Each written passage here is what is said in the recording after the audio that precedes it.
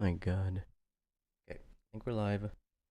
I just have to get all this stuff in my pocket. Okay, today we got a few videos lined up.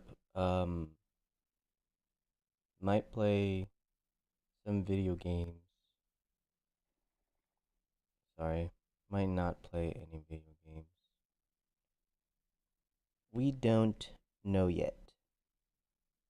What we do know is we're gonna start. I have my coffee. I should have heated up my coffee. I've been like getting set up in the morning. Woke up a little bit ago, like an hour ago. Just been setting up. Um, Looking for these videos and trying to decide what to watch today. But we're gonna watch this first one. What Aristotle knew about oligarchy that we forgot. So I think this is gonna it's gonna talk about politics by Aristotle. It's like the book on politics. Now I haven't actually read that book. I don't have really anything by Aristotle. I think I have one thing by Aristotle. I only have. I just started buying these books, so I only have Plato and Marcus Aurelius, but I do have one on Aristotle. Something that I found in a thrift store. It came with, or let me find it. It came with, I see. It came with three different people. So it has Aristotle, Horace, and someone else. I don't think they know who wrote the third one, but it's Aristotle's Poetics, Ars Poetica by Horace, and the Treatise on the Sublime. It says falsely attributed to Longinus, but I don't really know who wrote it. So I'm gonna read this one, Aristotle,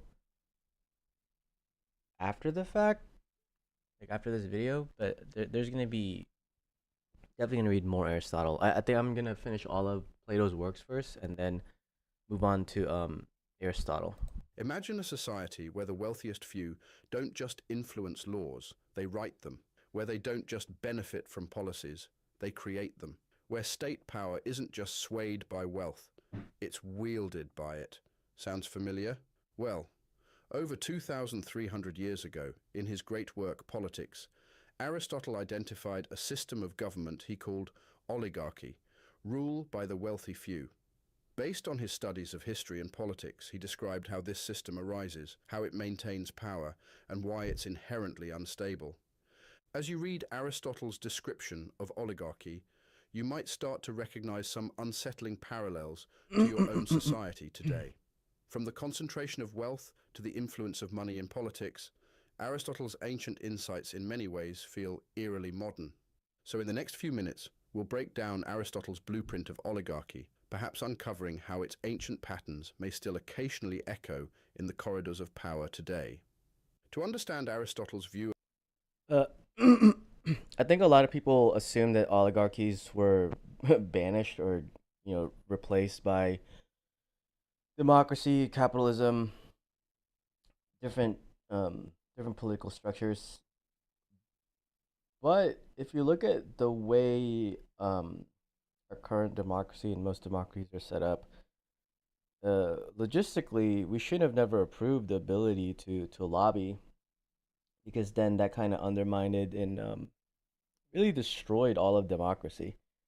Um, as soon as you're able to utilize what oligarchs were able to utilize back in the day to um, regain influence, right? They were already doing it in subtle, hidden ways, usually illegal. But the fact that we made it legal, I think in like 2000, I don't even know when we did it, 2006, 2008, when we made lobbying illegal. I'd have to Google it, but um, that enacting that into law essentially just converted us back into a very convoluted oligarchy. of oligarchy, we first need to understand his categories of regime types. In his typical systematic approach, Aristotle identified 6 distinct types of government, divided into 2 categories. There are the true forms and their perverted counterparts. Within the 3 true forms, we have monarchy first. In its ideal form, the monarch would be virtuous and govern for the common good. Next is aristocracy, which is ruled by a select few. For Aristotle, these aren't just the wealthy or the well-born, but the aristos, meaning the best, most virtuous, and most capable members of society. The third true form is what Aristotle called polity, sometimes translated as constitutional government. This is a mixed system, blending elements of democracy and oligarchy, but with a strong legal basis that prevents any powerful group from abusing the others. Now, for each of these, Aristotle identified a corresponding perverted form, a government that shares similarities with its true counterpart, but has deviated from the path of virtue and common good. Monarchy's corrupt twin is tyranny, as I presented in a previous video, and democracy is This is seen the by worst. Aristotle as the perverted form of polity.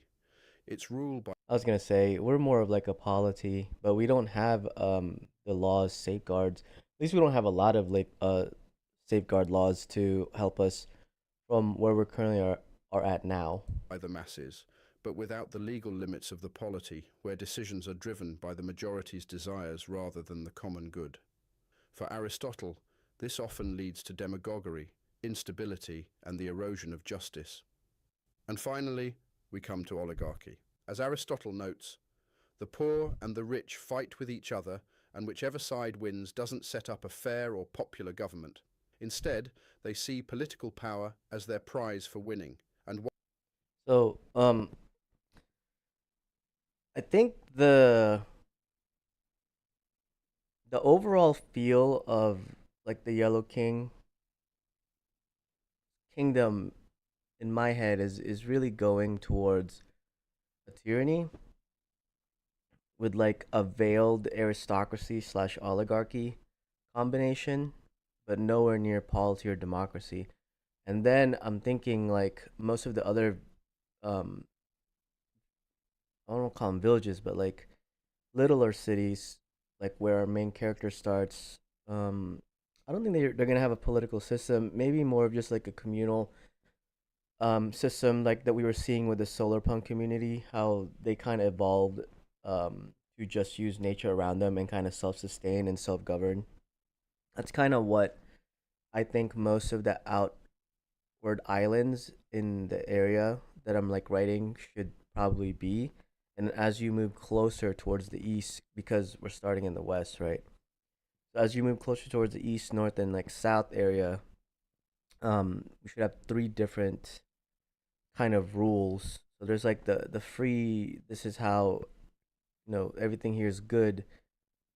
Um, and then decide what political structure the north, south, and east are gonna have. I think the east is definitely gonna have a tyranny because that's where the Yellow King is gonna be.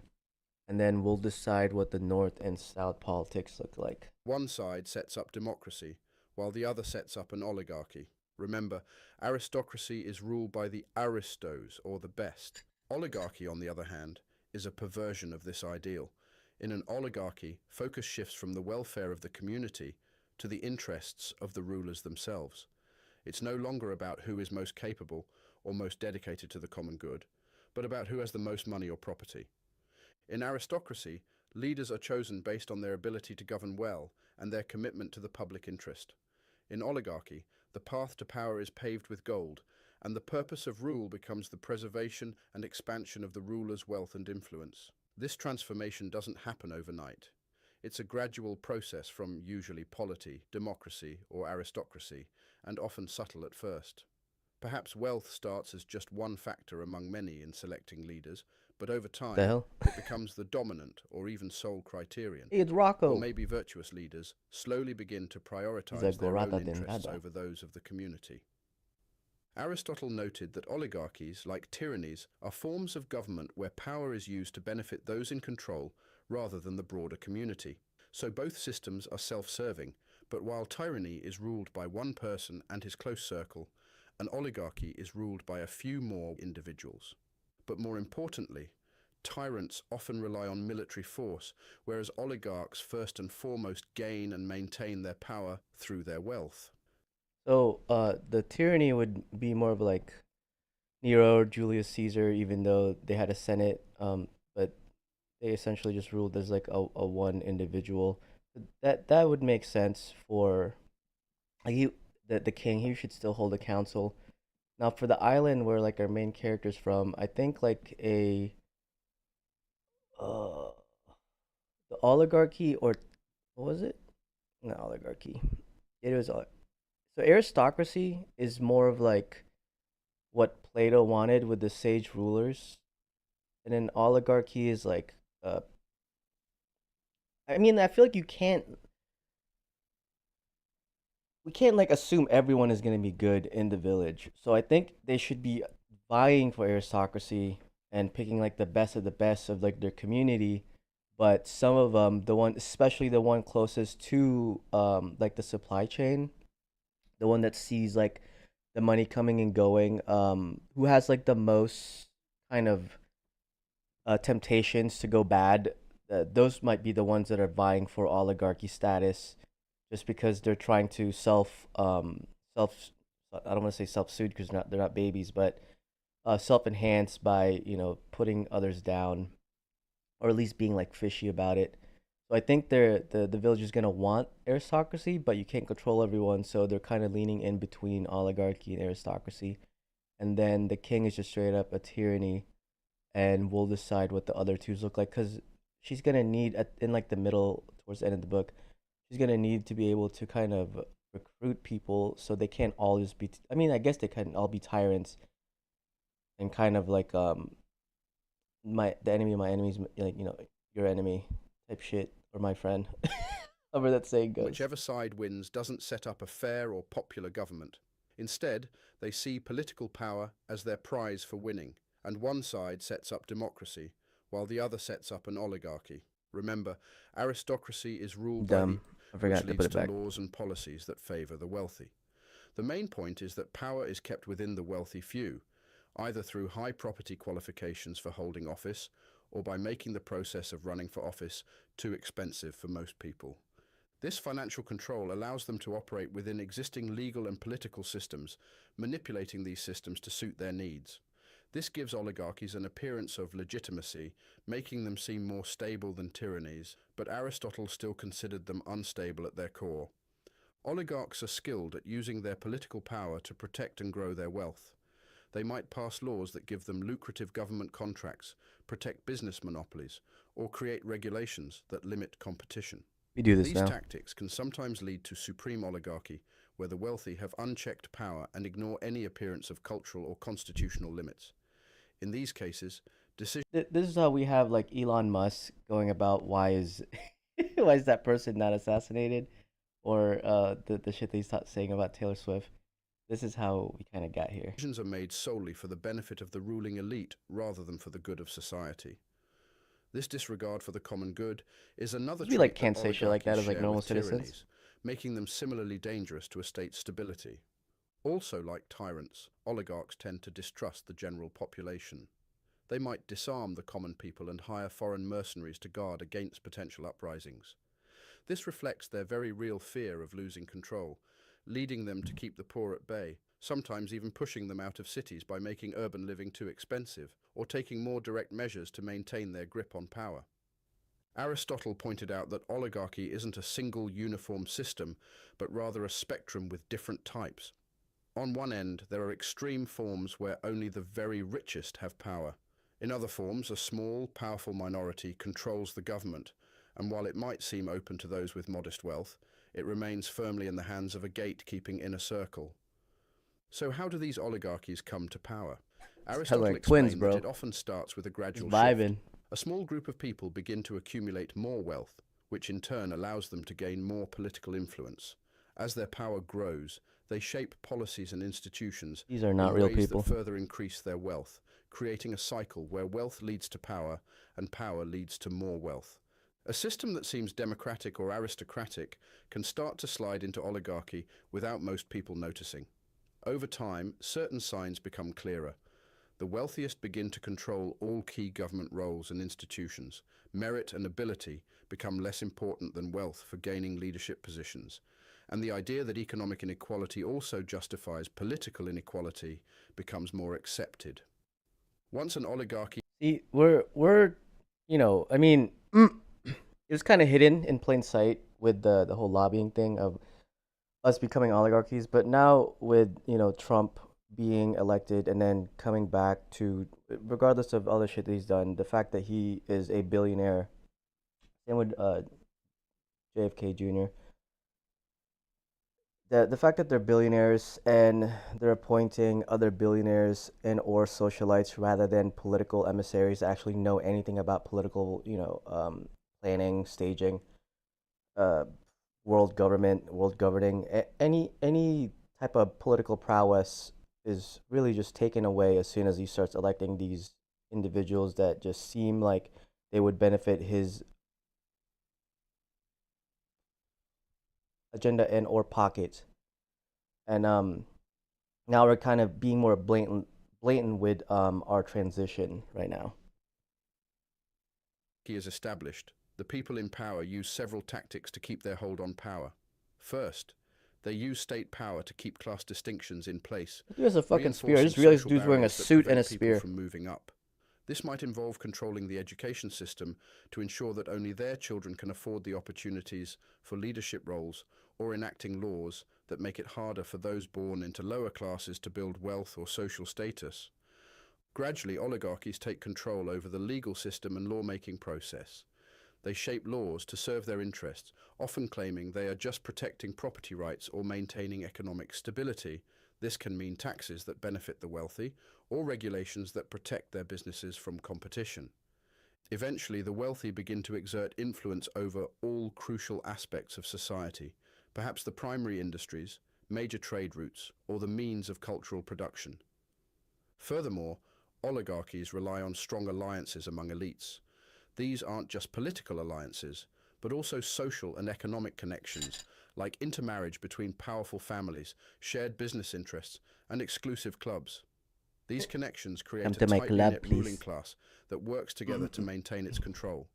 Over time, What they were talking about with like changing education and its availability to the masses.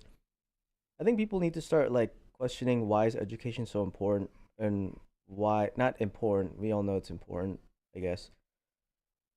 We need to start think asking the question of why is education so expensive, and then really just allow it to get expensive and not partake in it because most education that you could ever want is free at this very second. If you want to lean into, I know we're watching political stuff right now, but if you like wanted to lean into political or you wanted to code, all of that stuff is free at this moment. Even though it'll be hard to kind of like get a job. Yeah, I don't have a degree, but as long as you can showcase your knowledge and actually be knowledgeable in that area, I find that most places, as long as you get past to the interview, you gotta use some kind of you gotta be a little bit more clever. But even if you don't have a degree, I feel that with the way things are moving right now, it's not as important as the experience or the way that you present yourself or the way that you're able to kind of relate the information that you know, how palpable the things that you're saying is to the recruiter. If they can understand what you're saying and kind of see your vision, then it just benefits you more and allows you to learn everything in time, even though it's going to be a little bit harder in the front end of self-learning and then having to go and chase that position and show that you're an expert in that field without having that piece of paper that tells everyone else you're expert in that field and actually just showing people that you're an expert in that field. That takes a lot more time and effort to do, but I think it's well worth it because you'll actually truly be an expert in whatever it is that you chose to put your time into, because time and money is the same exact thing, but you can always make more money, you can't make more time. So I think the people that put the time and effort into learning their craft are truly ahead. this concentration of power and wealth often leads to a decline in public virtue, So I'm just saying that there's ways to combat this. where personal gain takes priority over the common good among all members of society. At this point, you might be wondering how these ancient insights apply to the world around us. While Aristotle was examining the city-states of ancient Greece, his observations on oligarchy were remarkably astute and perhaps relevant to a few other societies throughout history. Let's consider some signs that might indicate the presence of oligarchic tendencies. First, Uh-oh. look at laws and regulations that benefit the wealthy at the expense of the general populace or society at large. This isn't always obvious. It might be hidden All right, this one is pretty blatant, of course. They changed a lot of the education structure when, yeah, I mean, they've just been doing it throughout the years. Change a lot in the education structure. The tax structures that we got in 2020, or is it 28? I don't remember. It was whenever Trump was in office. They did like a tax break for everyone, but then the tax break for the poor people goes away in 2 years, or it actually goes away like now. I'm pretty sure. And the tax break for the wealthy is like perpetual. Those are the type of things that kind of shows you that okay, we are not a democracy anymore. We're leaning more towards the oligarchy side of not democracy, of this aristocracy that we have. Because even though everyone says we're in a democracy, the fact that we're have presidents, senates, House members, representatives, just leans more towards an aristocracy than a democracy. And the fact that they're putting out these laws under the radar kind of shows where we're leaning towards. In complex tax codes or subtle regulatory structures. Imagine, for instance, a tax code that allows owners of luxury yachts to claim significant deductions while providing no comparable options for ordinary citizens. Yeah, because we can't buy Next, yachts, examine bro. economic policies. Do they tend to increase concentration of wealth? Aristotle noted that oligarchies use their power to further enrich themselves. Consider a Yep. hypothetical society where the government consistently bails out large corporations, which hits the general population with inflation, higher taxes, and reduced public services. 2008 Over looking kind of time, wild, huh? this could lead to increased wealth concentration. Another key No way. indicator Like is the access banks to bailing each political other out office. and then eating In a the other true banks. oligarchy, only the wealthy can realistically attain positions of power. As mentioned, this might not be an explicit law, This is why we're but not a picture a true oligarchy hypothetical yet. political system where running for office requires millions in personal funds or backing from wealthy donors. This But that is relatively true for our higher our higher races, just because of the national coverage that you need to win those races, and the fact that you're asking for donations from your pack just shows that where we're leaning, even on both sides, not just on one side. The fact that we have to do that to win these elections for any side just shows you where we're going towards. And sometimes it's not really anything that any one person can do. It's kind of one of those like, okay, a few people took advantage of it, and if we also don't take advantage of it, we're gonna fall behind. So we have to take advantage of it. So you get a lot of scope creep with these things, and it's why we tend towards to go we tend to stray towards the path of the most benefit for the individual, because if each individual doesn't partake in it, then they could be losing ground, and that just also speeds it up. So it's a very complex situation, but it ends up being where if everyone is not on board to get rid of it, then you'll slowly start getting dissents from either side, and it's really hard to stop. effectively restricts political participation to the rich or those supported by the rich. Related to this is the question of who has genuine access to lawmakers and regulators. In an oligarchic system, the wealthy few have the ear of those in power, while ordinary citizens struggle to make their voices heard. Imagine a scenario where industry leaders regularly hold private meetings with lawmakers and powerful bureaucrats to discuss policy, while requests for meetings from ordinary citizens and smaller organizations are usually denied or ignored. Also look for a so-called revolving door between. If you see a What constant the flow heck? of individuals moving between positions of political power and high-level corporate roles, that might indicate the kind of close alliance between wealth and governance that Aristotle associated with oligarchy. Picture a situation where a high-ranking official in the finance ministry leaves his post for a lucrative position in a major bank, or a former minister getting hired in a corporation within his former portfolio. Social mobility is another crucial factor. Aristotle understood that oligarchies work to maintain class distinctions. Consider a hypothetical society where the cost of education has skyrocketed to the point where only the children of wealthy families can attend universities without incurring crippling debt. Huh. Even if 4 people can go, hey Joe, what's up, Josiah? Are you still home, bro? Thereby limiting opportunities for advancement for those from less affluent backgrounds. Yeah, I mean, people still have to pay for their school, and it kind of sucks, dude. Remember, Aristotle didn't see these as isolated factors, but as symptoms of a political system that prioritizes the interests of the wealthy few over the common good. No society perfectly fits any single model of governance, and elements that might appear oligarchic could exist within various other political systems. The key is to look at the overall pattern and to consider how political and economic power are distributed and used. The good news is that Aristotle found oligarchies to be inherently unstable, second only to tyrannies in their short lifespan. The bad news is that they are often replaced by another perverted form of government. He recognized that political regimes fall for many reasons, but he saw revolt as a primary cause, particularly in oligarchies. One interesting observation he made was about the introduction of new cultural or ethnic groups into an existing political community. He argued that this could be a significant source of instability and conflict, especially if these groups don't quickly develop a shared sense of identity or common purpose with the existing population. Internal conflict among the oligarchs themselves is another major factor. This could be a situation where a small group within the oligarchy becomes greedy and attempts to monopolize all the offices of power.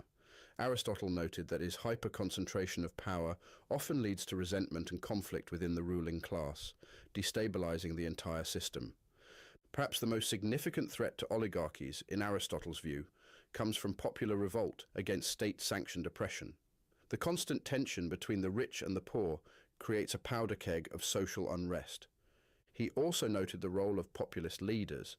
These figures would emerge and capitalize on the people's discontent by promising reforms. Maybe maybe we're about to fall. We've already been oligarchies. We're about to fall, bro. While this will sometimes lead to one of the three so-called true regime types, Aristotle observed that they often result in a new oligarchy or even tyranny.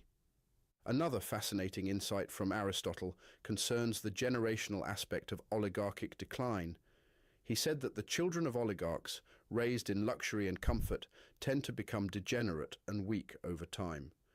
Meanwhile, the children of the poor are hardened by their difficult circumstances and become tough. This disparity equips the poor to rebel successfully against their rulers. As we wrap up, Aristotle's analysis of oligarchy provides us with some timeless insights into the dynamics of wealth and power in governance. From the gradual rise of oligarchic rule to the tactics used by the wealthy few to maintain their grip on power, these ancient observations may, perhaps, maybe, resonate a bit in our modern world. I'd love to hear your perspective. Are there parallels you can draw to your own society? There's definitely parallels, dude. Like it's very eerie. All right, we're gonna watch this one by the School of Life. I just finished The Prince by Niccolo Machiavelli. We're gonna watch this and see if we gleaned anything out of it. We're often appalled by how sly and dishonest many politicians are, but we shouldn't be. In moods like this, we need to remember and read the works of Niccolo Machiavelli. You gotta be amoral, bro. Political advisor and political theorist who argued that we shouldn't think that politicians are immoral and simply bad. They are immoral, bro. Assembling and maneuvering. A good politician, in Machiavelli's remarkable view, isn't one who's friendly and honest and kind. It's someone, however occasionally dark and underhand they might be, who knows how to defend, enrich, and bring honor to the state. Yeah, but that Niccolo Machiavelli is assuming that that individual is 100% for the state rather than for themselves, though. His assumption is that he's speaking to someone whose power is incomparable to anyone else, and no one is going to question that person's power. Reading The Prince, the title, he's not speaking to someone that has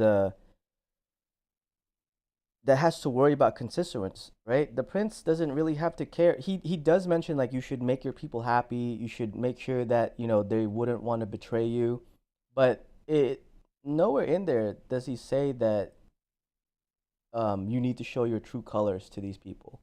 As long as they think that you're doing whatever you need to be doing and you're getting ahead, then do what you need to do. And sometimes what you need to do to get ahead is not the best for your constituents. Which is also an extremely important goal.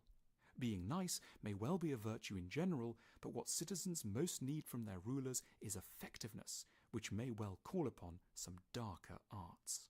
Once we understand this basic requirement, we stand to be less disappointed and clearer about what we want from our politicians. Niccolo Machiavelli was born in Florence in 1469. His father was a lawyer, and so Machiavelli received an extensive formal education and got his first job as a secretary for the city of Florence. But soon after his appointment, Florence exploded politically and expelled the Medici family, who'd ruled for 60 years and suffered decades of political instability and turmoil. As a consequence, Machiavelli experienced a series of career reversals. Over just a few decades, he went from being an important diplomat to a semi-successful general to an enemy of the state, tortured and exiled when the Medici returned to power. Although Machiavelli was rather a failed politician, he can be remembered as a truly great man because of two works he wrote, The Prince and The Discourses. I haven't read The Discourse yet. He attends to a central problem of politics then as now, that it's almost impossible to be both a good politician and a good person in the traditional Christian sense. Machiavelli proposed that the overwhelming responsibility of a good prince is to defend the state from external and internal threats to stable governance. This means he must know how to fight, but more importantly, he must know about reputation and the management of those around him. He mainly goes on to say, like, hey, don't, try not to hire outside help. Try to work with your internal forces. If you rely on someone else, don't. You're going to look weak after you win, after the fact. Essentially just, like, be your own person and do everything yourself if you need to, but rely on individuals that you can rely on and make sure that their wealth soars while yours also soars. And that they don't feel any type of way because yours is growing and theirs is not. People should neither think he is soft and easy to disobey, nor should they find him so cruel that he disgusts looking for like the dang society. Goldilocks of princes. Seem unapproachably strict. That's what this is. Reasonable. The when three Machiavelli princes. turned to the question of whether it was better for a prince to be loved or feared, he wrote that while it would theoretically be wonderful for a leader to be both loved and obeyed, a prince should always err on the side of inspiring terror, for this is ultimately what keeps people in check. Machiavelli's Christian contemporaries had suggested that princes should be merciful, peaceful, generous, and tolerant. A generous king. Being a good politician was, in short, the same as being a good Christian. But Machiavelli argues differently. He asked his readers to dwell on the incompatibility between Christian ethics and good governance, and particularly refer to the case of Girolamo Savonarola. Savonarola was a Dominican friar, a fervent, idealistic Christian who'd briefly come to be the ruler of Florence in 1494. He'd come to power promising to build the city of God on earth in Florence. He'd preached against the excesses and tyranny of the Medici government and even managed for a few months to lead Florence as a peaceful, democratic and relatively honest state. However, Savonarola's success could not last because, in Machiavelli's view, it was based on the weakness that always attends being good in the Christian sense.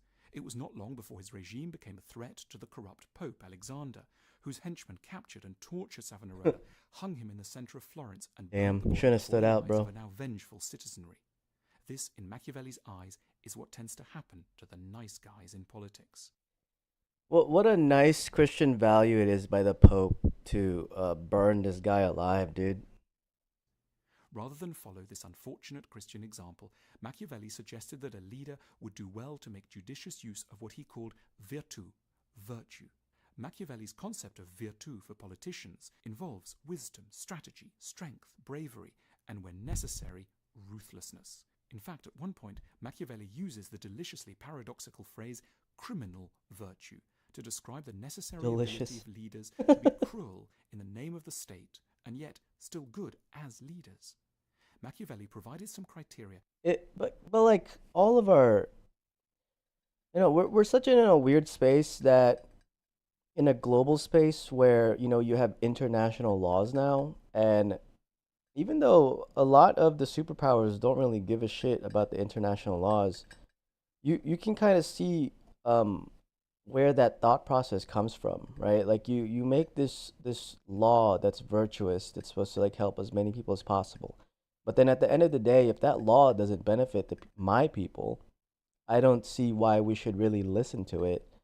um you call it criminal for me breaking that law that you have, that virtuous law that you have, but then I call it virtuous by breaking that law because it benefits my people. Now I'm going to call it criminal virtue. um this type of socialized individualism is exactly the problem with the world.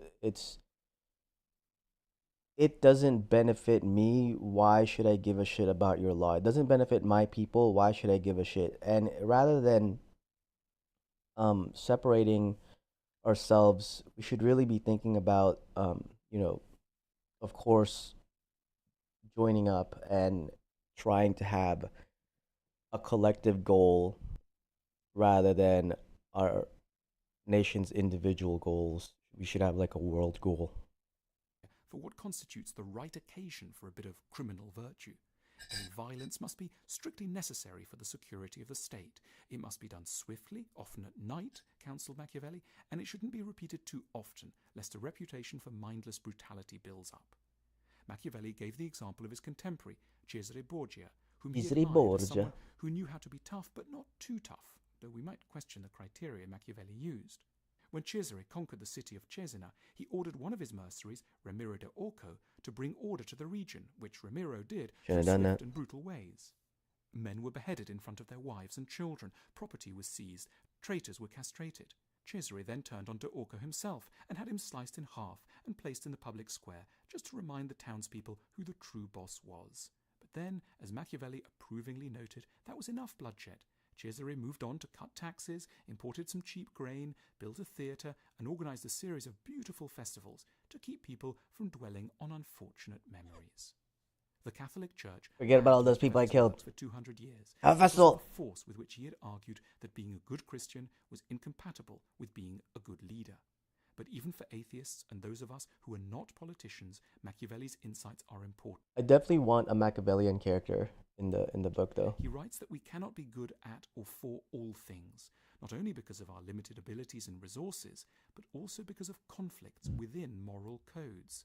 Some of the fields we choose, if not politics, then perhaps business or family life, may require what we evasively call difficult decisions, by which we really mean ethical trade-offs. We may have to sacrifice neo-Christian visions of kindness for the sake of practical effectiveness. We may have to lie in order to keep a relationship afloat. We may have to ignore the feelings of certain employees to keep a business going. And that, insists Machiavelli, is the price of dealing with the world as it is and not as we feel it should be. The world has Okay, continued to why did love you and hate shit on Machiavelli Bosch like that? in equal The hell? measure for insisting on focusing our attention on the uncomfortable tension between two things we love and always want to have together, but perhaps can't. Swat the Effectiveness puppies. and Swat the niceness. puppies. I mean, that's relatively what I took out of the book after reading. Yeah, that's what I took out of the book. No, after reading the book, it dawned on me, and I don't know. I mean, I knew about the book, and I just didn't know the full context of what was in the book. The full context of the book is that he has a lot of really good examples of what he's trying to preach.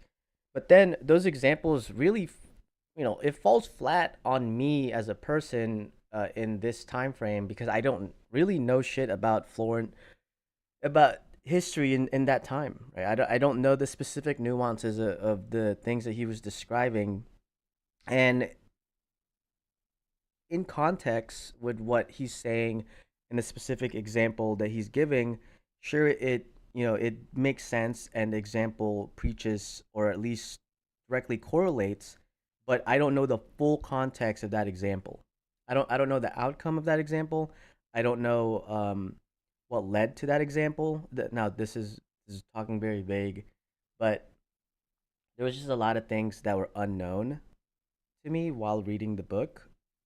Maybe if I read it again and kind of just really focus and harp on the lessons rather than the examples, and jot those down, it might stick a little bit better. But I got the most of the gist that he was saying when it's kind of focus on self-reliance. Like what I took out of is that focus on self-reliance, and if you are going to rely on others, make sure that you're willing to bring them up rather than just leaving them astray and them kind of having mixed feelings about you and potentially betray you because they don't see themselves where you're at, right? If they like helped you get to where you're at and you didn't help them at all to be included in where you're at, then they could harbor a lot of resentment, which could make you lose your place.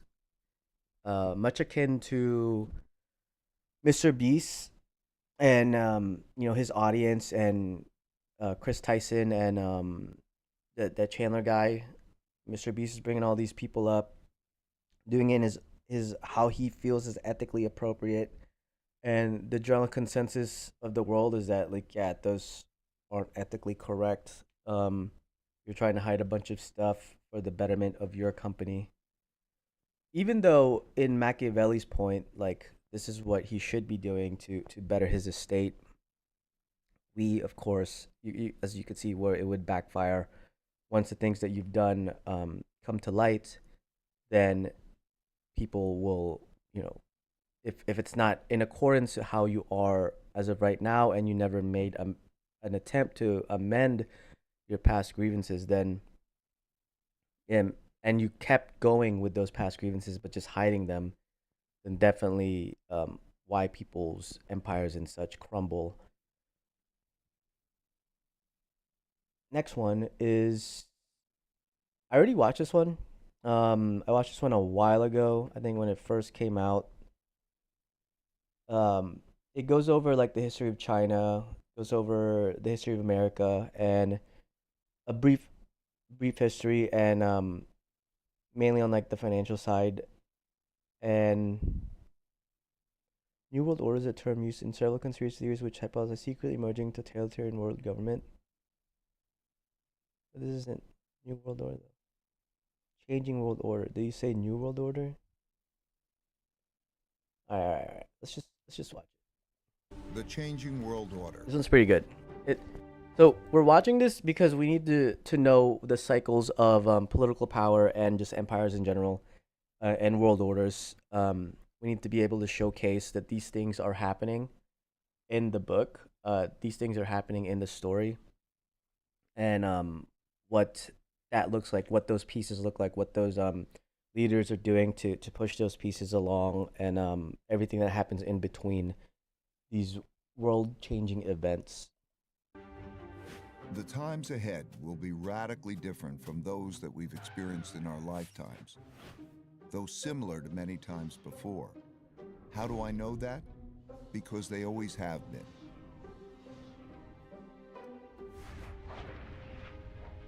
Over my roughly 50 years of global macroeconomic investing, I've learned the hard way that the most important events that surprised me did so because they never happened in my lifetime.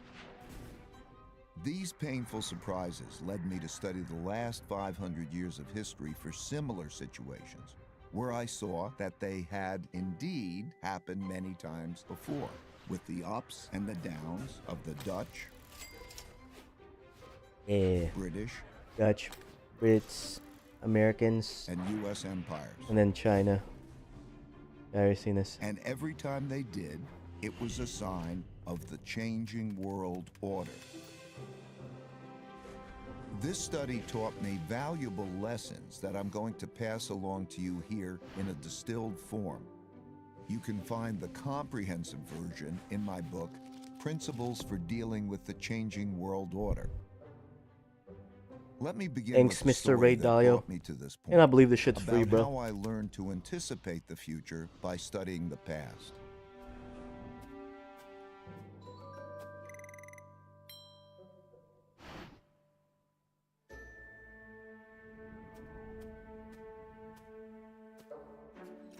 In 1971, when I was a young clerk on the floor of the New York Stock Exchange, the United States ran out of money and defaulted on its debts.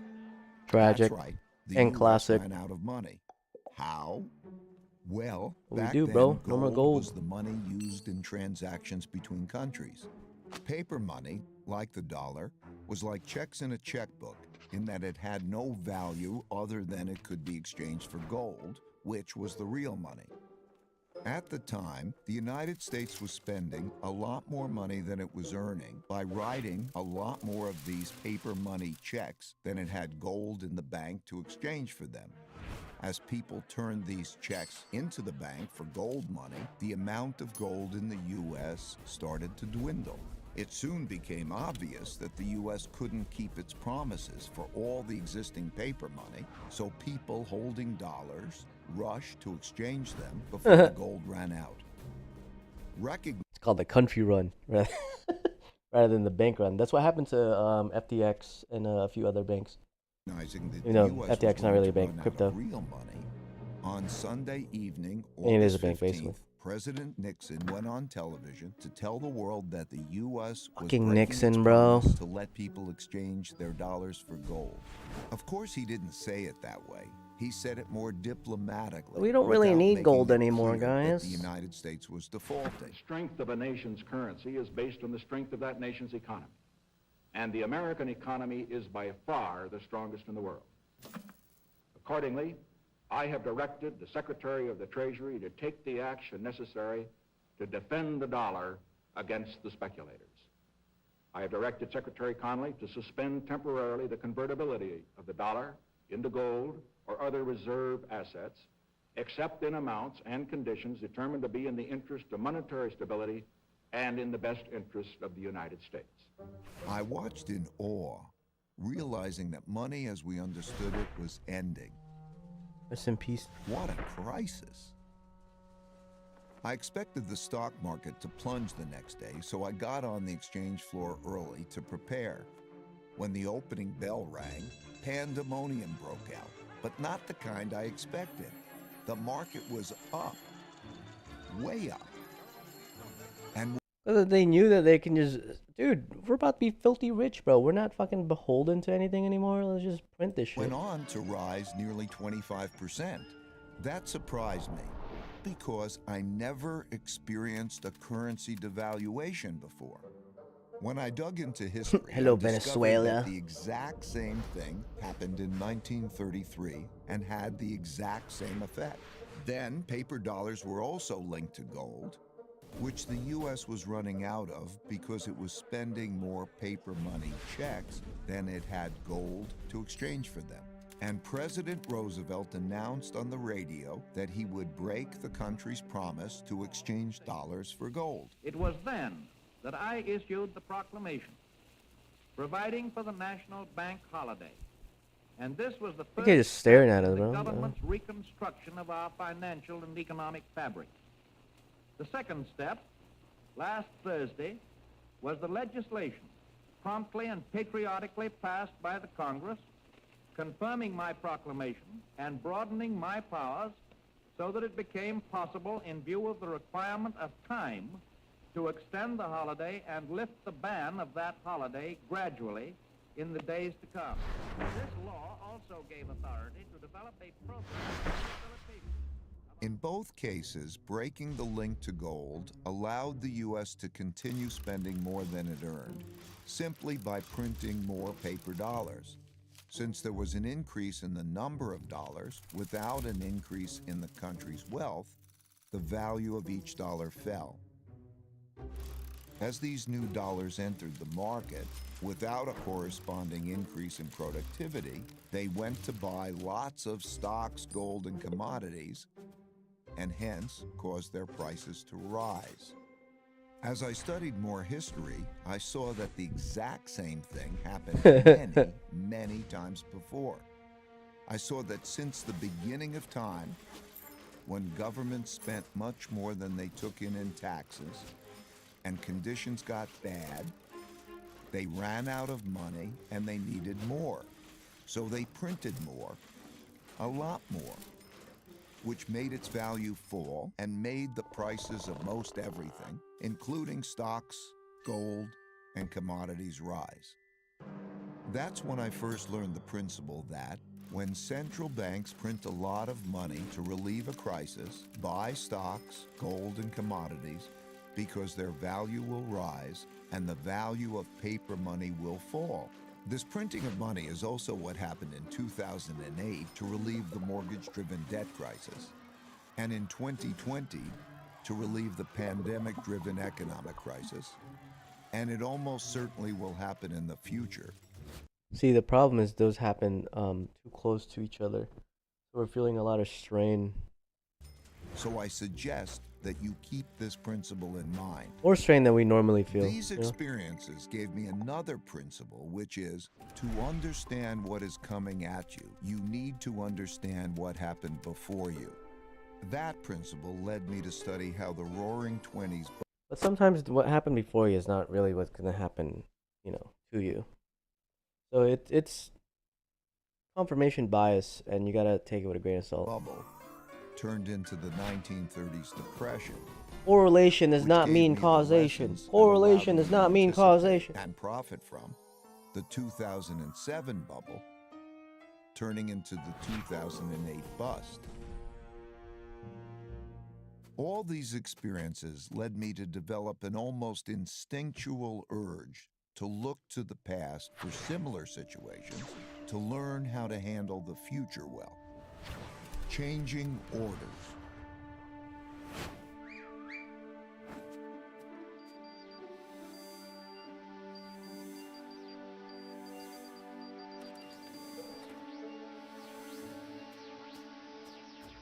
Over the last few years, 3 big things that hadn't happened in my lifetime prompted me to do this study. First, countries didn't have enough money to pay their debts, even after lowering interest rates to 0. So their central banks began printing lots of money to do so. Second, big internal conflicts emerged due to growing gaps in wealth and values. This showed up in political populism and polarization between the left, who want to redistribute wealth, and the right, who want to defend those holding the wealth. And third, increasing external conflict between a rising great power and the leading great power, as is now happening with China and the United States. So I looked back. I saw that all these had happened together before, many times, and nearly always led to changing domestic and world orders. The last time this sequence happened was from 1930 to 1945. What exactly is an order, you might ask? It's a governing system for people dealing with each other. There are internal orders for governing within countries, typically laid out in constitutions. And there is a world order for governing between countries, typically laid out in treaties. Internal orders change at different times than world orders, though whether within or between countries, these orders typically change after wars. Civil wars within countries, international wars between countries. They happen when revolutionary new forces defeat weak old orders. For example, the U.S. internal order was laid out in the Constitution in 1789 after the American Revolution, and it is still operating today, even after the American Civil War. Russia got rid of its old order and established a new one with the Russian Revolution in 1917, which ended in 1991 with a relatively bloodless revolution. China began its current internal order in 1949 when the Chinese Communist Party won the Civil War. Rest in peace, Taiwan, bro. You get the idea. The current world order, commonly called the American world order, formed after the Allied victory in World War II, when the U.S. emerged as the dominant world power. It was set out in agreements and treaties for how global governance and monetary systems work. In 1944, the New World Monetary System was laid out in the Bretton Woods Agreement and established the dollar as the world's leading reserve currency. A reserve currency is a currency that is commonly accepted around the world, and having one is a key factor in a country becoming the richest and most powerful empire. With a new dominant power and monetary system established, a new world order begins. These changes take place in a timeless and universal cycle that I call the... We gotta have definitely we gotta have different nations, but then different types of monetary systems. We kind of have that already with GEX, SKs, and I think we like called the money something else, but I think we have 3 right now, so we might add more. Big cycle. I'll start with a quick overview, then give you a more complete version, and then direct you to my book if you want more. As I studied the 10 most powerful empires over the last 500 years and the last 3 reserve currencies, it took me through the rise and decline of the Dutch Empire and the guilder, the British Empire and the pound, the rise and early decline in the United States Empire and the dollar, and the decline and rise of the Chinese Empire and its currencies, as well as the rise and decline of the Spanish, German, French, Indian, Japanese, Russian, and Ottoman empires, along with their significant conflicts, as measured in this chart. To understand China's patterns better, I also studied the rise and fall of Chinese dynasties and their monies back to the year 600. Because looking at all these measures at once can be confusing, I'll focus on the 4 most important ones: the Dutch, British, US, and Chinese. You'll quickly notice the pattern. Now let's simplify the form a bit. As you can see, they transpired in overlapping cycles that lasted about 250 years, with 10 to 20-year transition periods between them. Typically, these transitions have been periods of great conflict because leading powers don't decline without a fight. So how am I measuring an empire's... See, the problem is, as these guys were declining, these wasn't going up. Once they were up, they should just take these dudes over, get all their shit, all their resources, and then take these dudes over. Never allow these guys to go up. Power.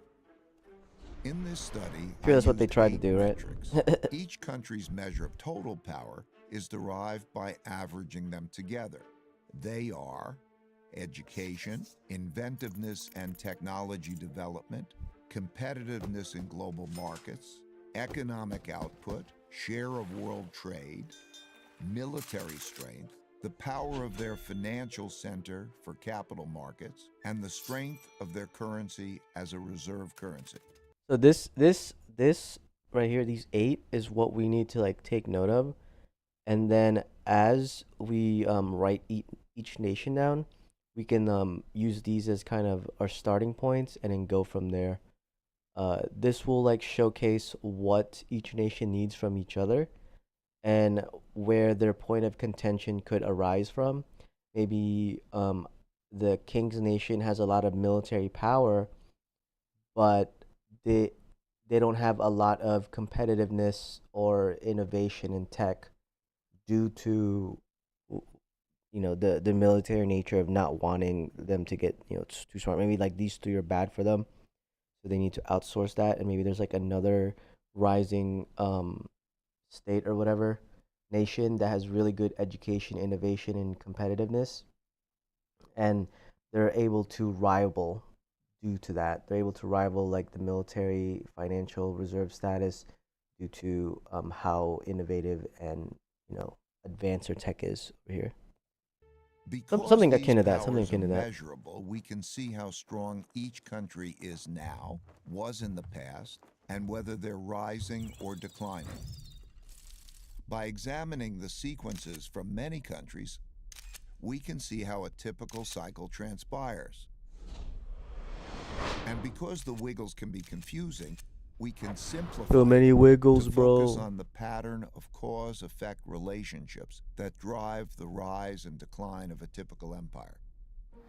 As you can see, better education typically leads to increased innovation and technology development, and with a lag, the establishment of the currency as a reserve currency. I gotta go to the bathroom. You can also see that these forces then I'll be back.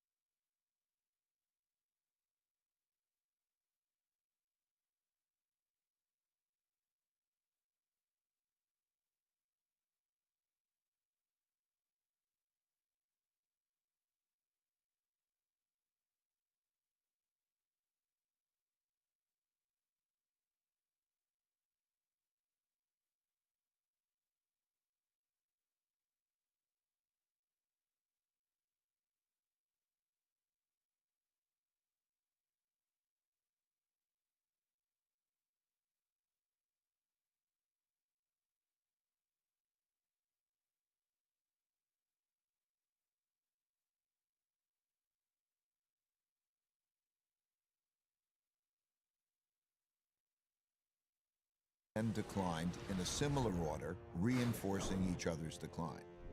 I got my Let's water, now look and I at went the potty. typical sequence of events I'm going back. on inside a country that produces these rises and declines. In a nutshell, the big cycle typically begins after a major conflict, often a war, establishes the new leading power and the new world order. Because no one wants to challenge this power, a period of peace and prosperity typically follows. As people get used to this peace and prosperity, they increasingly bet on it continuing. They borrow money to do that, which eventually leads to a financial bubble. The empire's share of trade grows, and when most transactions are conducted in its currency, it becomes a reserve currency, which leads to even more borrowing. At the same time, this increased prosperity distributes wealth unevenly, so the wealth gap typically grows between the rich haves and the poor have-nots. Eventually, the financial bubble bursts, which leads to the printing of money and increased internal conflict between the rich and the poor, which leads to some form of revolution to redistribute wealth. This can happen peacefully or as a civil war. While the empire struggles with this internal conflict, its power diminishes relative to external rival powers on the rise. When a new rising power gets strong enough to compete with the dominant power that is having domestic breakdowns, external conflicts, most typically wars, take place. All right, I think this is where we need to be. That the king's power that we're writing about should be waning, and some other nation should be attempting to overthrow them. Out of these Be either internal proxy and wars or external like normal wars. I don't know. come new winners and losers. Then the winners get together to create the new world order, and the cycle begins again. As I looked back, I saw that these cause and effect relationships drove the cycles of rises and declines all the way back to the Roman Empire. I saw how the stories of each one of these cycles blended together with others before, during, and after, in the same way as each individual story blends with others to make the epic 500-year story that is our collective history. And like human life cycles, no two are exactly the same, but most are similar. They're driven by logical cause and effect relationships that progress through stages from birth to strength and maturity to weakness and inevitably decline. However, that's like saying a person's life cycle takes 80 years on average, without recognizing that many are much shorter and many are longer. While age can be a good indicator of future longevity, a better way is to look at health indicators. One can do that with empires and their vital signs too. I found that by watching the indicators of power change, I was able to see what stage a country was in, which helped. Some of these are subjective though. Too. I found that by watching Leadership capabilities. What the fuck? Education levels. Okay. Character and determination. What? Rule of law. What? Corruption. Okay. Resource allocation efficiency. What? Openness to global thinking. Okay, that's fine.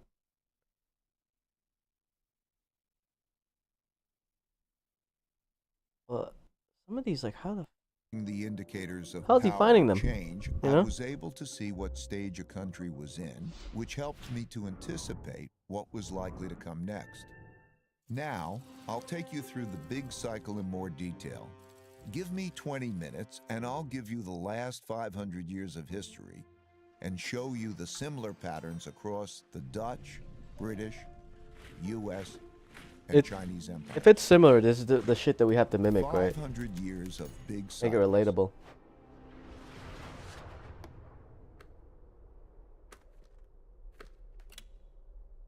I'm going to describe the typical cycle by dividing it into 3 phases: the rise, the top, and the decline. The rise. Successful new orders that rise, both internal and external, are typically started by powerful revolutionary leaders doing 4 things. First, they win power by gaining more support than the opposition. Second, they consolidate power by converting, weakening, or eliminating the opposition so they don't stand in their way. Third, they establish systems and institutions that make the country work well. And fourth, they pick their successors well, or create systems that do that. Because a great empire requires many great leaders over several generations. At this stage, soon after winning the fight, there is typically a period of peace and growing prosperity because the leadership is clearly dominant and has broad support, so no one wants to fight it. During this phase, leaders within the country have to design an excellent system to raise the country's wealth and power. First and foremost, to be great, they must have strong education. I think the problem with this is that it's always like a really great leader that starts it off, and they have such great vision, and they usually have like a +1 or an apprentice that they, manage, and that person kind of keeps going with the vision while adding their own flair to it. But then at some point in there, they just don't have the same amount of, I don't know, like inspiration, aptitude. I don't know. Like they just don't have the same amount of vigor as like the original leader, even though they are the apprentice. So when they try to teach the same thing that their leader was teaching them to their new apprentice or the new leader that overtakes them, the message gets changed up. It gets muddled a little bit, especially because they're trying to put their own kind of teachings and information in there. So it really changes the original mission of the leader who had like the kind of captured everyone's attention, and it's hard to keep that going. Which is not just teaching knowledge and skills. How would we do but that in a also book? Strong character. You get like a civility, physics and equation, work bro. ethic. These are typically taught in the family, schools, and religious institutions. That provides a healthy respect for rules and laws, order within society, low corruption, and enables them to unite behind a common purpose and work well together. As they do this, they increasingly shift from producing basic products to innovating and inventing new technologies. New tech? For example, the Dutch rose to defeat the Habsburg Empire and become superbly educated. They became so inventive that they came up with a quarter of all major inventions in the world, Quarter, the bro? most important of which was the invention of ships that could travel around the world to collect great riches, and the invention of capitalism, The Flying as we know it Dutchman. today, to finance those voyages. Dude, I'm not They, gonna lie to like you. all leading empire, important of which This was symbol the is invention of nasty ships work. that could travel around the world to collect great riches, and the invention of capital. First publicly traded company, the Dutch East India Company. That's gnarly. That OVO, that OVC. I don't know what that stands for though. As we know it today, to finance those voyages. They, like all leading empires, enhance their thinking by being open to the best thinking in the world. As a result, the people in the country become more productive and more competitive in world markets, which shows up in their growing economic output and rising share of world trade. You can see this happening now as the US and China are roughly comparable in both their economic outputs and their shares of world trade.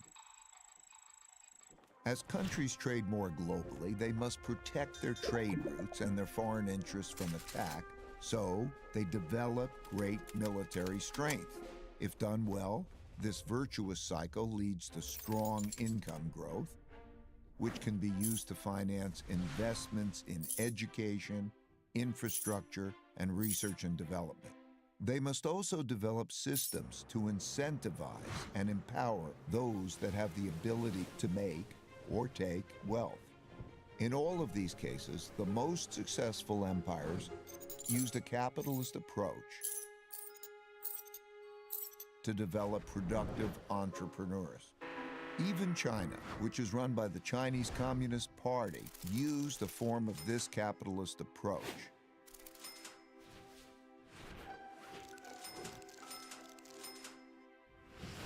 Deng Xiaoping, when asked about this, said, "It doesn't matter if it's a white cat or a black cat, as long as it catches mice. And it's glorious to be rich." To do this well, they must develop their capital markets. Most importantly, their lending, bond, and stock markets. That allows people to convert their savings into investments to fund invention and development, and share in the successes of those who make great things happen. The Dutch created the first publicly listed company, the Dutch East India Company, and the first stock market to fund it, which were integral parts of the system that produced massive wealth and power. As a natural consequence, the greatest empires developed the world's leading financial centers for attracting and distributing the world's capital. Amsterdam was the world's financial center when the Dutch were preeminent. London, when the British were on top. New York is now, and China is quickly developing its financial centers. Damn, how many they got, bro? I mean, I guess we got a few. Most importantly, the capitalists, the governments, and the military must work together. Not only did the Dutch work well together, they were one and the same. The Dutch East India Company was granted a trade monopoly from the government and had its own officially sanctioned military to go out into the global markets to make and take wealth. The British followed with the British East India Company and had a similar coordination of their government, business, and military operations. The U.S. military-industrial complex followed suit, as does the Chinese system today. As the country becomes the largest international trading empire, its transactions can be paid with its currency, making it the preferred global medium of exchange. And because their currency is so widely accepted and frequently used, people around the world want to save in it, making it the preferred storehold of wealth, and thus the world's leading reserve currency. The guilder... It's like whoever trades the most, you know? Like, hey, hey guys, we trade the most. We're using the Chinese money now. Was the world's main Chinese money currency when the Dutch led world trade. Now, this is for like the companies that do most of the trading, that handle the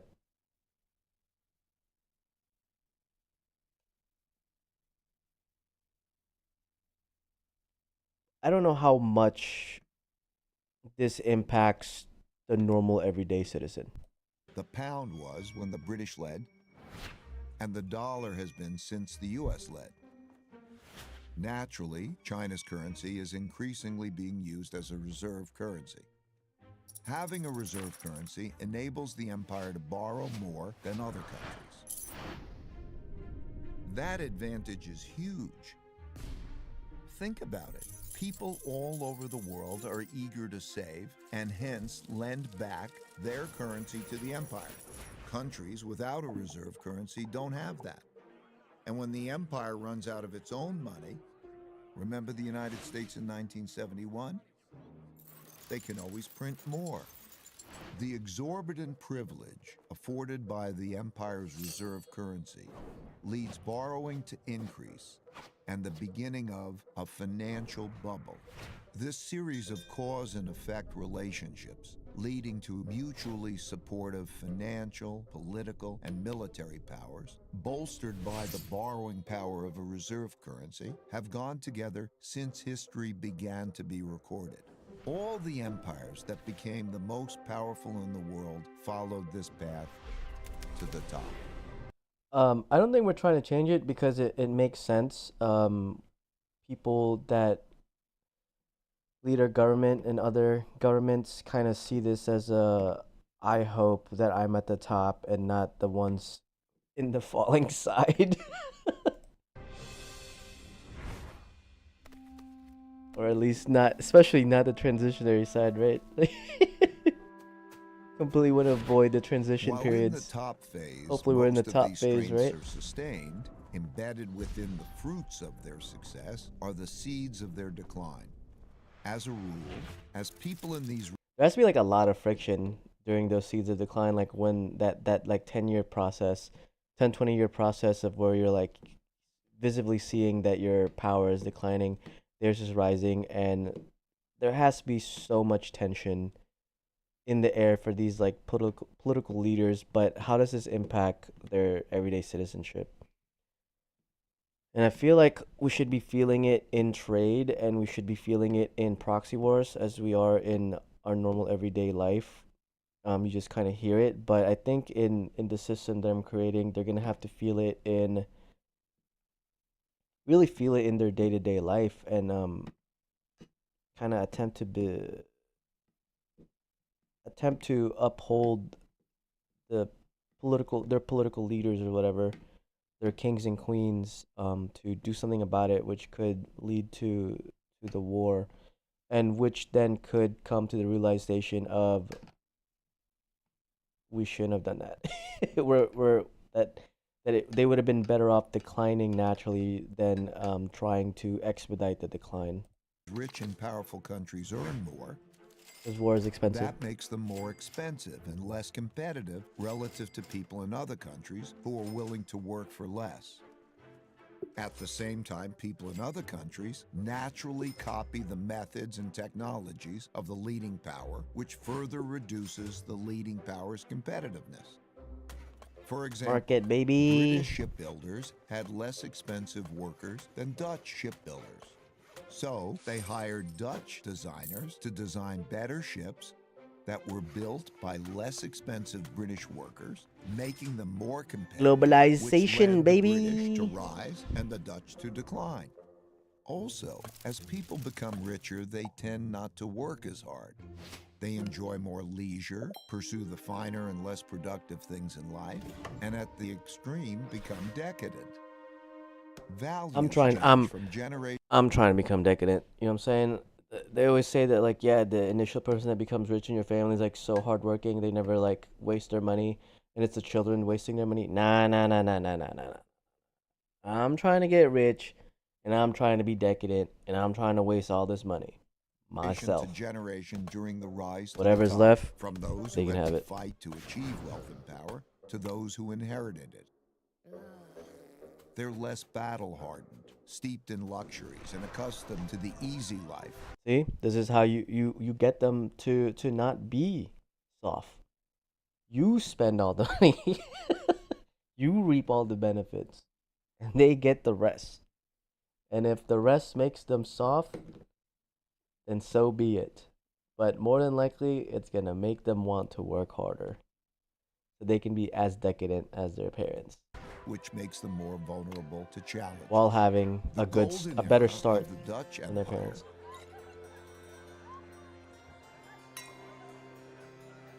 and the Victorian era of the British Empire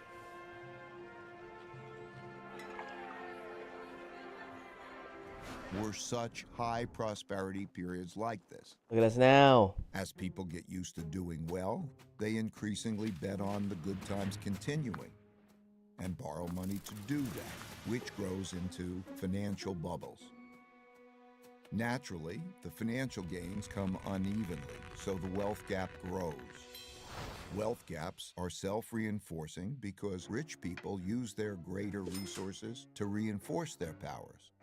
For example, they give greater privileges to their children, like better education, and they influence the political system to their advantage. Rest in peace. This causes the gaps in values, politics, and opportunities to grow between the rich haves and the poor have-nots. Yeah, what Those who are less well off feel the system is unfair, so resentments grow. But as long as the living standards of most people... So this is one of the things that Machiavelli harps on, is that it's fine to want to be the ruler, but you really got to make your masses like you. You really got to like get the people in your inner circle to like you and everyone else to hate you, because you don't really give a shit about anyone. Sure, they're going to attack, right? Like, that's the whole purpose, is that they're going to attack and they want what you have. But you then, when that happens, you need to make sure that the people in your inner circle and the people that are defending you, which is like the normal citizens, are able to strongly defend you without an ounce of doubt in their mind. Because if there is, and they have any sort of resentment, then there is a chance that they don't defend you, or they sell you out to your competitor, which, you know, of course, is just a harbinger of, you know, of failure, falling, are still rising. failing. These gaps and resentments don't boil over into conflict. Having the world's reserve currency inevitably leads to borrowing excessively and contributes to the country building up large debts with foreign lenders. While this boosts spending power over the short term, it weakens the country's financial health and weakens the currency over the long term. In other words, when borrowing and spending are strong, the empire appears very strong, but its finances are in fact being weakened. The borrowing sustains the country's power beyond its fundamentals by financing both domestic overconsumption and international military conflicts required to maintain the empire. Inevitably, the cost of maintaining and defending the empire becomes greater than the revenue it brings in, so having an empire becomes unprofitable. For example, the Dutch Empire overextended around the world and fought war after increasingly expensive war with the British and other European powers to protect its territory and trade routes. The British Empire similarly became massive, bureaucratic, and lost its competitive advantages as rival powers, particularly Germany, soared, leading to an increasingly expensive arms race and World War. The U.S. has spent about $8 trillion on foreign wars and their consequences since September 11, and trillions more for other military operations and for supporting military bases in 70 Jesus, countries. bro. And it still isn't spending enough to support its military competition with China in the area around China. In this cycle, the richer countries eventually get deeper into debt by borrowing from poorer countries that save more. It's one of the early signs of a wealth and power shift. This started in the United States in the 1980s, when it had a per capita income 40 times that of China's, and started borrowing from Chinese who wanted to save in dollars because the dollar was the world's reserve currency. Similarly, the British borrowed a lot of money from its much poorer colonies, and the Dutch did the same at their time. Borrowing If is the never empire good, bro. begins to run out of new lenders, those holding their currency begin to look to sell and get out rather than to... The problem with not borrowing is that to not borrow means you need to expand and take. Right? Borrowing essentially holds the status quo. But it's not good for you. It's good for everyone else, but it's not good for the person borrowing. If you don't want to borrow because you don't want to weaken your system, then you need to expand and take. But then that leaves you open to dissent from that taken location. It leads to loss of life. It leads to increased costs. The cost that it takes to overtake a nation could be lower or higher than what you're going to get out of taking them. So it might be more beneficial to borrow. But really, it's hard to circumvent the cons of having an empire. And I'm sure if someone would have figured that out by now, then they would be, more everlasting. to buy, We would be under their rule save, now. It's hard. lend, and get in. But we can make shit up in the book, right? To make sure that they hold power. And the strength of the empire The perfect begins to decline. empire, essentially. The decline. No decline. This is what we're The trying to avoid. decline comes from internal economic weakness, together with internal fighting, or costly external fighting, or both. See? Typically, the decline comes gradually and then very suddenly. When debts become very large, and there is an economic downturn, and the empire can no longer borrow the money necessary to repay its debts, the financial bubble bursts. This creates great domestic hardships and forces the country to choose between defaulting on its debts or printing a lot of new money. It always chooses to print a lot of new money, at first gradually and eventually massively. That devalues the currency and raises inflation. For the Dutch, this was the financial crisis brought about by financial excesses and paying for the Fourth Anglo-Dutch War. Similarly, for the British, it was paying for its financial excesses and its debts from the two world wars. And for the U.S., it's been 3 cycles of debt finance booms and busts since the 90s, with the central bank stepping in each time with stronger measures. When the government has problems funding itself, when there are bad economic conditions, and living standards for most people are declining, and there are large wealth, values, and political gaps, internal conflict between the rich and the poor, as well as different ethnic, religious, and racial groups, greatly increases. This leads to political extremism that shows up as populism of the left or the right. Those of the left seek to redistribute the wealth, while those of the right seek to maintain the wealth in the hands of the rich. Typically, during such times, taxes on the rich rise, and when the rich fear their wealth and well-being will be taken away, they his move head's to so little. places, assets, and currencies they feel safer in. These outflows reduce the empire's tax revenue, which leads to a classic, self-reinforcing, hollowing out process. When the flight of wealth gets bad enough, governments outlaw it. Those seeking to get out begin to panic. These turbulent conditions undermine productivity, which shrinks the economic pie and causes more Rest in conflict peace, about dude. how to divide the shrinking resources. Populist leaders emerge from both sides and pledge to take control and bring about order. That's when democracy is most challenged because it fails to control the anarchy. And it is when the Anarchy! move to a strong Anarchy! populist leader who will bring order to the chaos is most likely. As conflict within the country escalates, it leads to some form of revolution or civil war to redistribute wealth and This is why the French love this shit, bro. This is why they can't get fired without notice and they get a year's severance. force the And we don't. necessary big changes. This can be peaceful and maintain the existing order, but it's more often violent and changes the order. For example, the Roosevelt Revolution to redistribute wealth was relatively peaceful and maintained the existing internal order, while the French Revolution, the Russian Revolution, and the Chinese Revolution were much more violent Mao Zedong, Mao and Zedong. led to new internal orders. This internal conflict makes the empire weak and vulnerable to rising external rivals who, seeing this domestic weakness, are more inclined to mount a challenge.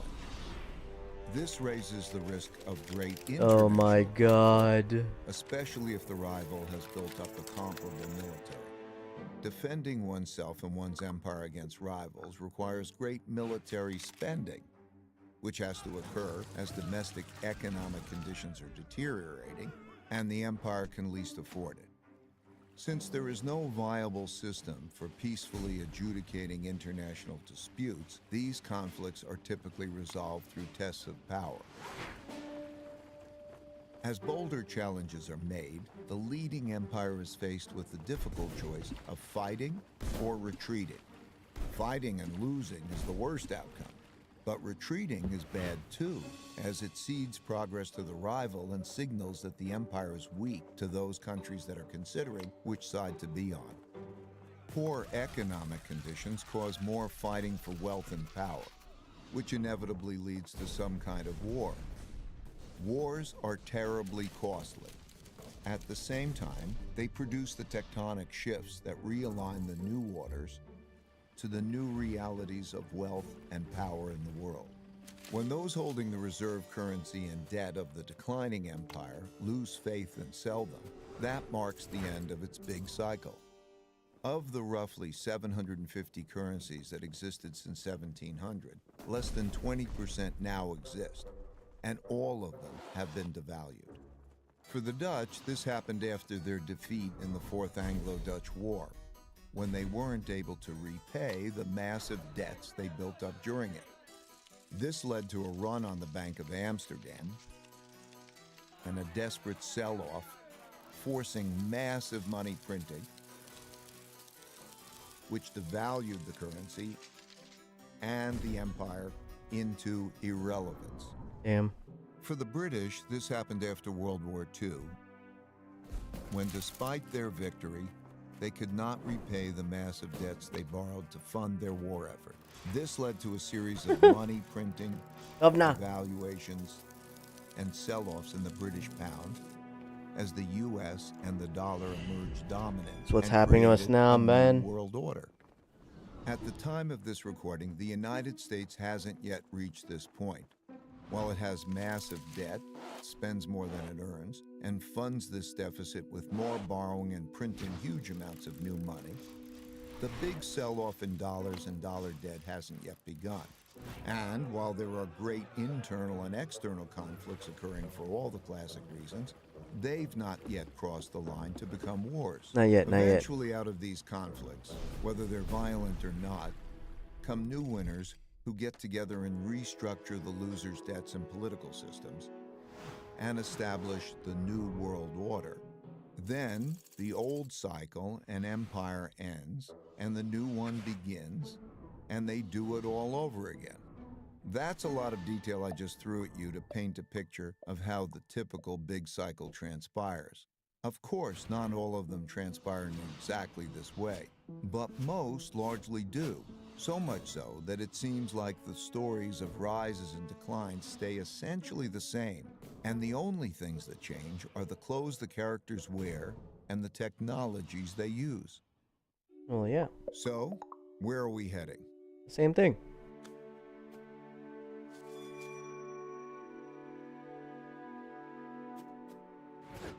The future.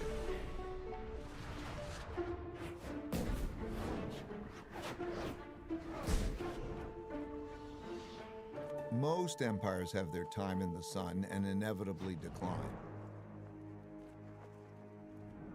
Reversing a decline is difficult because that requires undoing a lot that's already been done, but it's possible.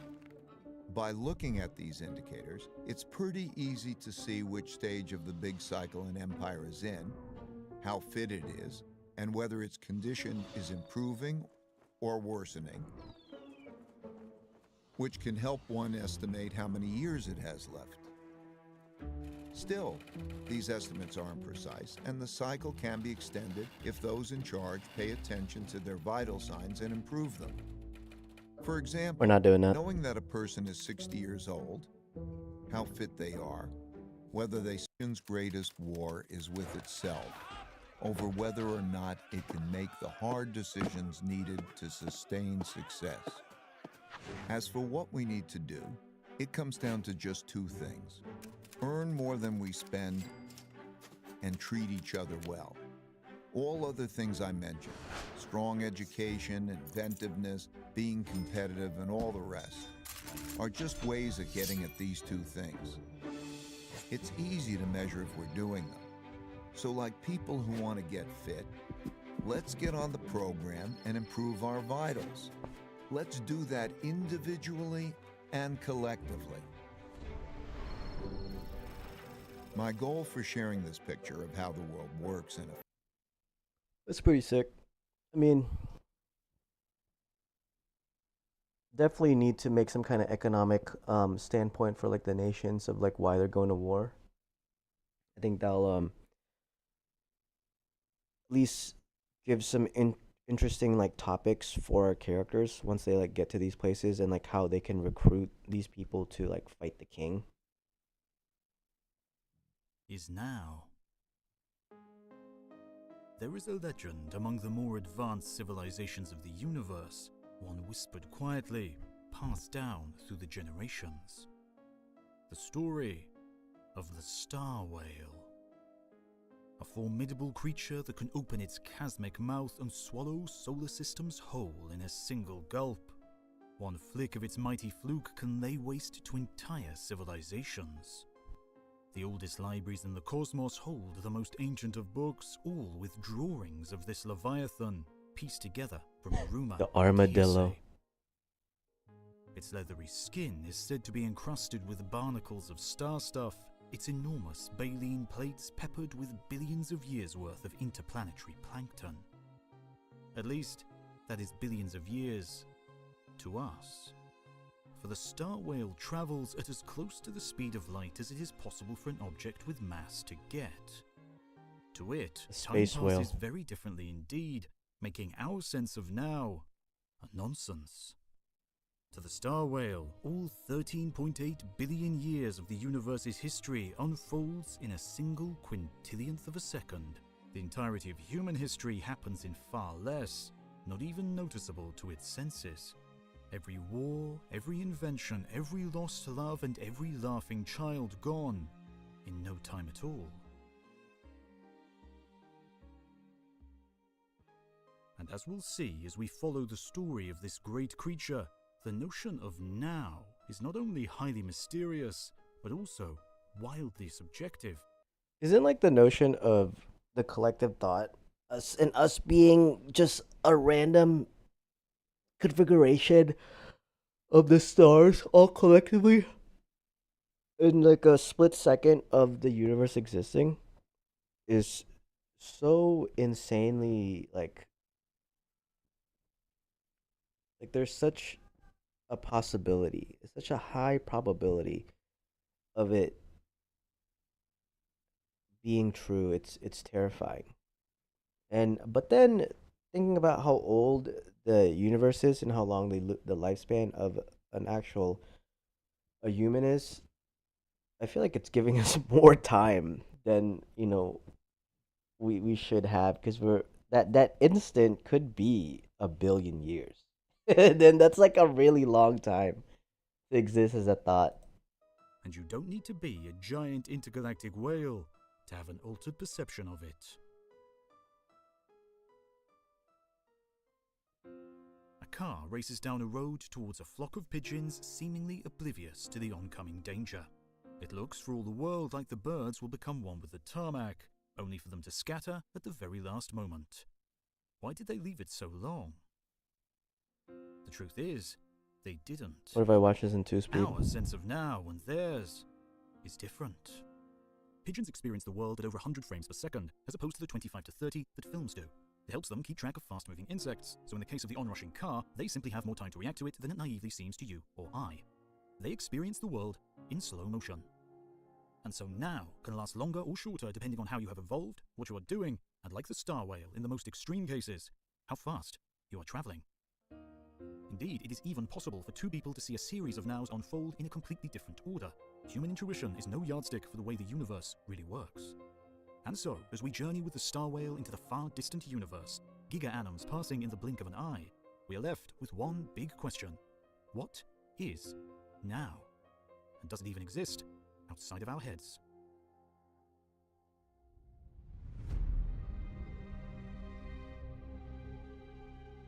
The shit is so slow still, 2021, bro. Millions of people around the world held their breath as the James Webb Space Telescope finally took off. 6 months later, the images began to be released Oh, in incredible so beautiful. detail with unprecedented quality.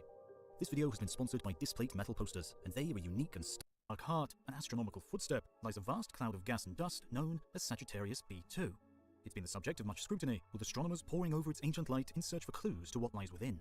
Among the many ingredients they found there is a molecule known as ethyl formate.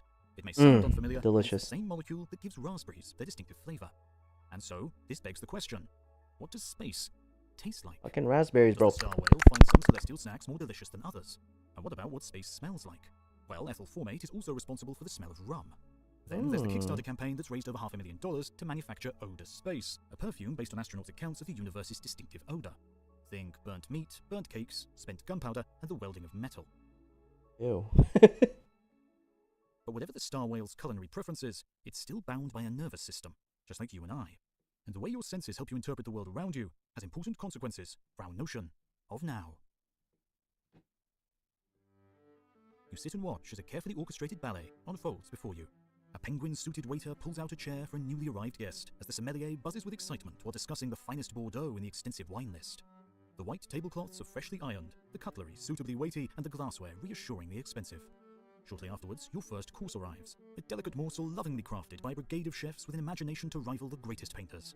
You take a bite, and your brain floods with endorphins. It's your first taste of Michelin-starred food, and in an instant you see what all the fuss is about. Except that it isn't really an instant at all.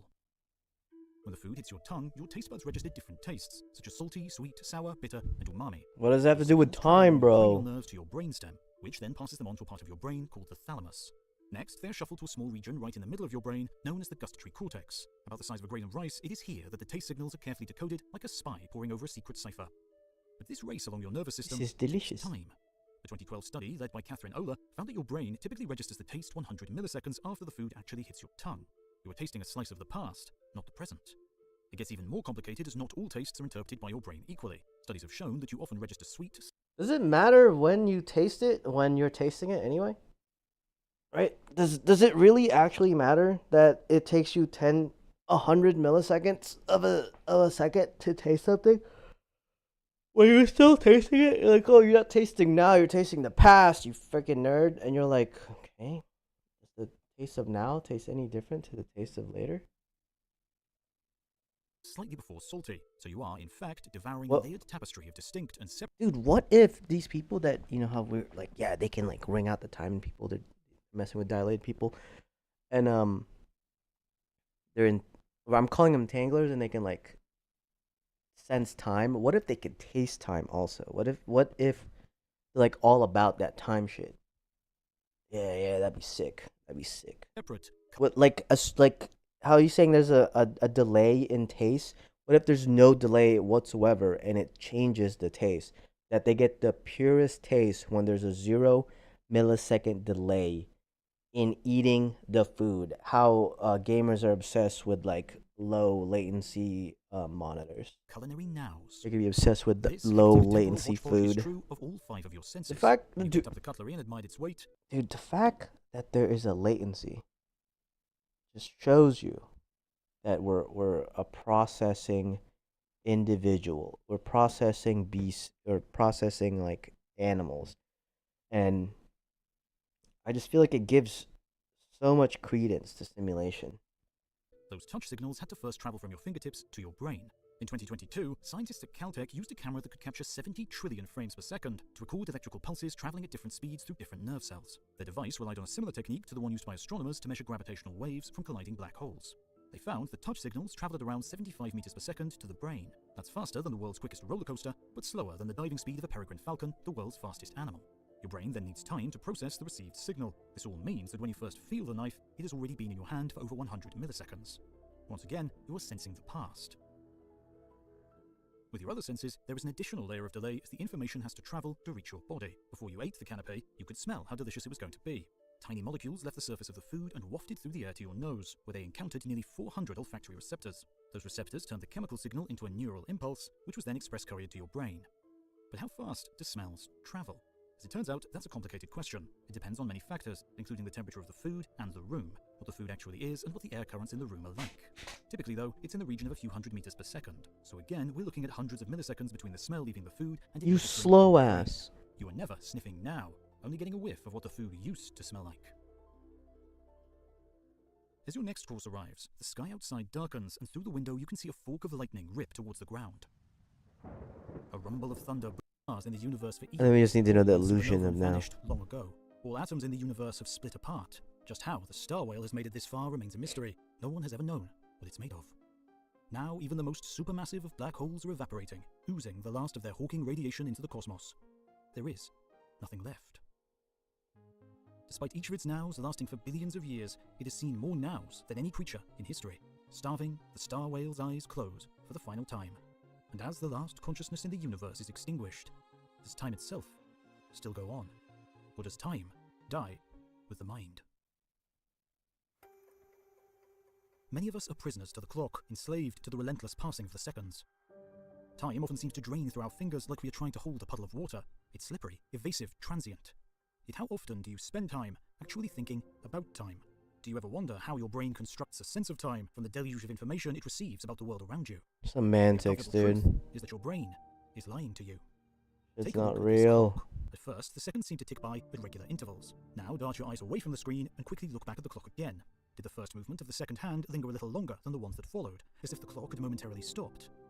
Your eyes are constantly flitting about, zipping from one object to another. It could be a small adjustment as you read a book line by line, or a big one if you suddenly gaze towards the other side of the room. These movements are known as saccades. Curiously though, despite the fact that your eyes are moving, your vision never blurs. Instead, your brain deletes the images from when your eyes are in motion and backfills that gap with the first thing your eyes land on after the saccade. And so in the case of the clock, that's the first tick. This effect is known as the stopped clock illusion. Try looking at yourself in a mirror and shifting your focus from one eye to the other. Can you see your own eyes move? The sliver of time your brain deletes during a saccade is tiny, typically less than 100 milliseconds, and yet your eyes perform so many saccades over the course of a day that you lose out on a total of 40 minutes worth of nows. That's almost 20,000 hours of deleted nows over an 80-year lifetime. More than 2 years. Those are like literally frames. Those are frames of seconds that you don't need to see because your mind already has it mapped out. Choosing not to see everything around you. Backfilled nows, replace them. It's a lot of processing. It shit makes you tired, bro. Take a look at this moving square. Did the flash occur behind the moving square? Directly beneath it? There is nothing stopping anyone from memorizing every single thing inside of a building at any given time. But the amount of energy that you're burning doing that is insane, and you would be like dying by the first day.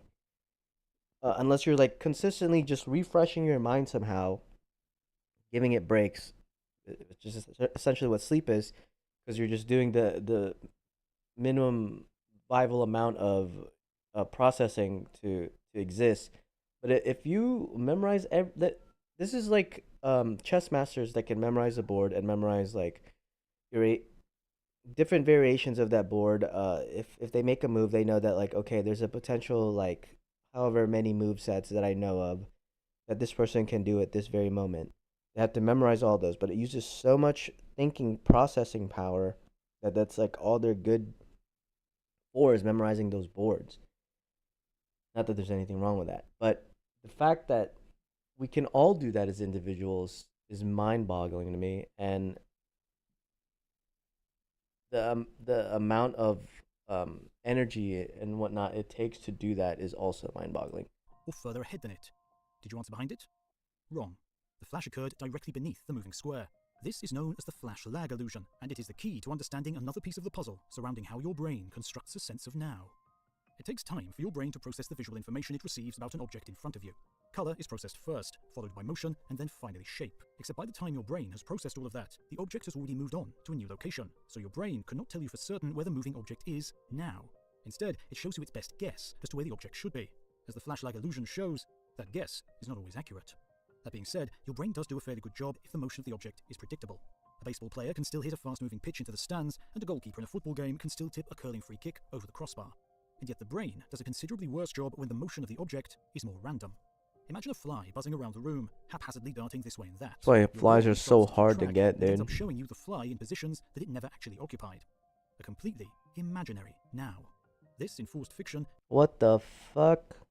Is one of the reasons that swatting a fly tends to best us. Like Don Quixote, we are tilting. Good morning! Mommy's probably in the bathroom. There's such a sense that what we see is real, that it's hard to shake Rox's bed. Yet our brains are the ultimate storytellers, telling us a tale. Oh, it's just the video I'm watching. It is constantly being bombarded with. Our sense of the present moment is a fantasy, just one interpretation of the world laid out before us. But how long everyone has eyes, unless people that don't have eyes, they don't have. One way to answer this question is looking at so-called stable images, and one of the most famous examples is Say good morning. After the 19th century German scientist Heinrich Schröder. At first glance, it appears to be an ordinary staircase, with steps descending from left to right. That is until you start to stare at the back wall, labelled B. Suddenly, you can see the staircase flip upside down, except it is very hard to hold on to this inverted view for long. Within a few seconds, it will revert back to the conventional staircase again, hence the term bistable. This seems to suggest that now in the brain lasts for 2 or 3 seconds. After that, the brain takes a new set of sensory inputs and constructs the next coherent moment. Psychologists and neuroscientists refer to this time period as the subjective present. Scientists have conducted various studies in an attempt to explore this concept. One looked at repetitive behaviors across different cultures around the world, such as chopping, rubbing, or wiping. The most common duration of each repetitive action was between 2 and 3 seconds. The person could well be thinking, I am chopping it now, and I am chopping it again now. One motion equals one moment. Maybe there's still I don't know how we're gonna make these characters not be affected by time. It's gonna be so hard, bro. I feel like there's so much more that we're just not understanding. But I've been doing this for like 2 hours. I'm kind of hungry, so I know I didn't finish this video. It's just not what I thought it was. I really just want to know the illusion of time and what would it kind of look like if we didn't have time, but this is all mainly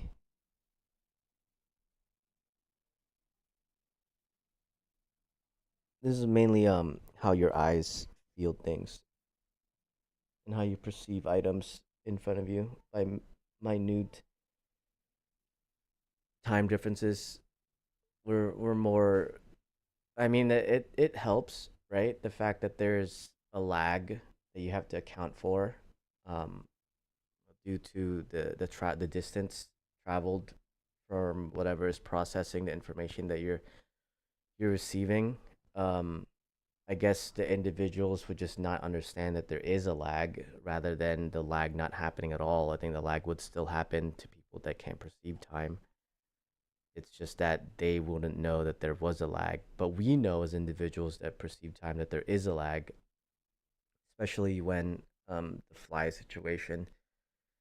When you're looking at flies, I mean, I didn't know this the cicada. That's what they're called, cicadas. That they're taking pictures. I just knew that I wasn't processing how fast that fly was going in the first place. So maybe they just are